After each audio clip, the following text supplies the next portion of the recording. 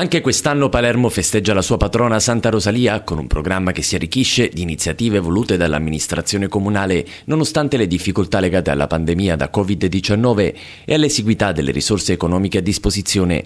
Le varie manifestazioni culturali intendono celebrare la memoria della Santuzza nella città, che fino al 12 settembre manterrà accese le luminarie del percorso del festino e della piazzetta di Monte di Pietà. Le iniziative di settembre non si svolgono in un unico luogo, ma in vari punti della città, secondo un percorso individuato dall'assessorato e ormai consolidato. Con il mese di settembre riprendono le attività cittadine e proseguono gli eventi culturali che, grazie ai tantissimi operatori, offrono ai cittadini e ai turisti un variegato cartellone di eventi.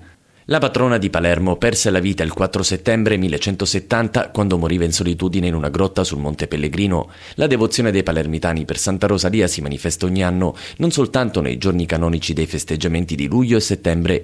In questi giorni però, dal 4 al 6, si rivive l'accensione della montagnola di luminarie nella piazzetta di Monte di Pietà, come rappresentazione della salita al santuario di Santa Rosalia sul Monte Pellegrino, in un luogo di riferimento simbolico per la città-comunità.